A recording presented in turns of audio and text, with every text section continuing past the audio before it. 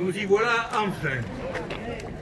Nous pouvons enfin ouvrir les portes de ce bateau phare, point d'ancrage des festivités du centenaire de la naissance de notre ami Georges. Quel bonheur de pouvoir vous faire découvrir ce projet, un peu fou il est vrai, mais à 7. Comment aurait-il pu en être autrement?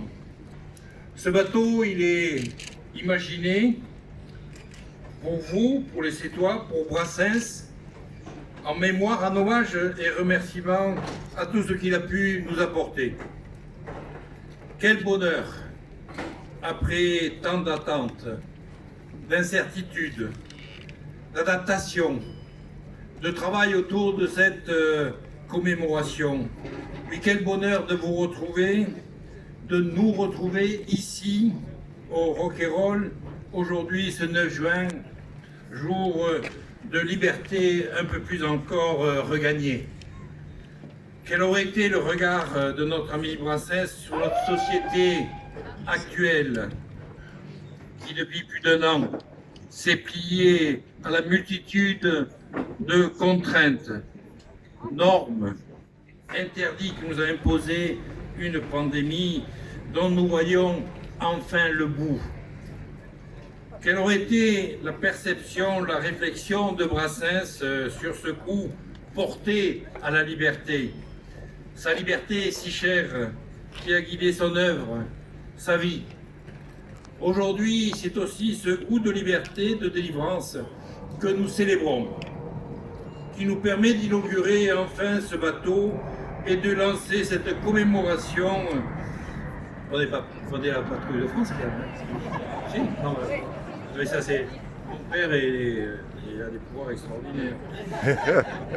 C'est aussi ce goût de liberté et de délivrance que nous célébrons, qui nous permet d'inaugurer enfin ce bateau et de lancer cette commémoration où, pendant tout l'été et une bonne partie de l'automne, nous allons fêter comme jamais Brassens et son œuvre, Brassens et ses amis, Brassens et sa ville. Et c'est ici, au cœur battant de cet hommage, que concerts, spectacles, théâtres et conférences nous amèneront revisiter son œuvre. Le premier temps fort, ce sera ce samedi 12 juin avec un plateau d'artistes français célébrant Georges autour d'une création musicale imaginée spécialement pour le Roquayrol. Mais ce lieu avec ce bateau et son quai sera aussi surtout celui de la convivialité, des partages et de l'envie de partager. Brassens aimait retrouver copains et plats préférés chez son ami restaurateur Pierre Vedel, et c'est autour de ces mêmes plats que nous nous attablerons bientôt entre amis sur le bateau. Ce lieu est avant tout aux Sétois. Ces 2 prochains jours, le bateau sera en accès libre et pendant tout le mois de juin, ils pourront y accéder sur invitation. Ensuite, des abonnements leur seront dédiés afin que chacun puisse aller et venir autant qu'il le souhaite et sans attente au Roquayrol. Pas d'ouverture sans remerciement, bien évidemment, vous le comprenez. Et pardonnez-moi si la liste est un peu longue, tant vous avez été nombreux à nous aider à rendre possible ce que nous avions imaginé. Tout d'abord, merci à toi Jean-Claude, Monsieur le ministre. En ta qualité de président du port, tu as su mobiliser tes équipes pour nous accueillir sur ce quai. Et l'aventure fut un véritable défi dès le premier jour, avec les professionnels du port, les pilotes, les remorqueurs et la manœuvre, qui ont manipulé et accompagné le Roquayrol jusqu'à son point d'amarrage. Ce bateau, c'est aussi celui du Crédit Mutuel. Alors merci à son président de la Fédération Méditerranée, M. Bernard Dalbiès, d'être présent parmi nous. Vous êtes un soutien essentiel à la création musicale contemporaine. Nous avoir à nos côtés aujourd'hui, alors même que nous permettons à ces groupes de retrouver la scène, est un signe fort. Merci également à la région et sa présidente pour leur soutien dans ce projet, signe d'attachement à notre ville, à la culture et à la création artistique.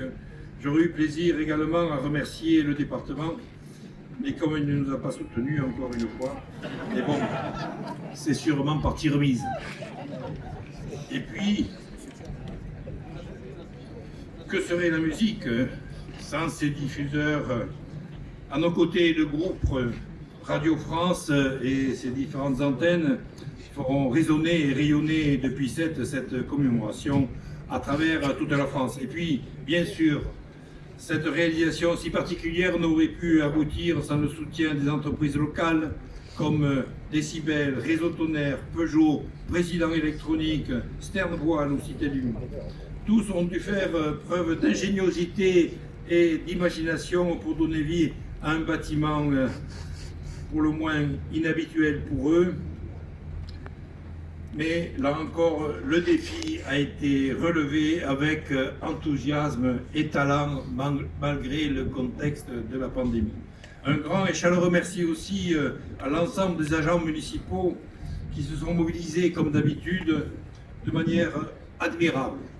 Services techniques et administratifs ont encore une fois répondu présents avec force et ont fait preuve d'agilité et de réactivité et d'imagination pour permettre au rock'n'roll de prendre vie. Enfin, merci à Clémentine de Rodil, la commissaire d'exposition, qui a su reproduire dans le rock'n'roll ces ambiances que Brassens aimait tant. Et que je dédie également à Mélanie et Laurence, ces petites nièces présentes parmi nous aujourd'hui, pour représenter la famille de Georges. Merci infiniment, mesdames, d'être venues. Pour Georges, comme pour tous les Sétois, c'était les copains d'abord. Ce lieu, ce bateau et toute l'équipe qui s'y est investie depuis des mois pour ce centenaire l'ont fait dans ce même esprit. Bravo pour le résultat, bravo et merci. Et puis surtout, au nom de tous, merci Monsieur Brassens. Le rock'n'roll, au premier jour de son ouverture, remplit déjà son rôle car on y a respiré un air simple de bonheur, celui de se retrouver, celui de l'amitié. À chacun d'entre nous maintenant d'y vivre sa propre intimité, d'y apporter son supplément d'âme, de s'y faire au fil des jours de beaux, très beaux souvenirs. Je crois que nous sommes nombreux à savourer là, en ce moment, chacun à notre façon, cette phrase que j'ai le privilège de prononcer. Je déclare ouvertes officiellement les festivités de la commémoration du centenaire Georges Brassens.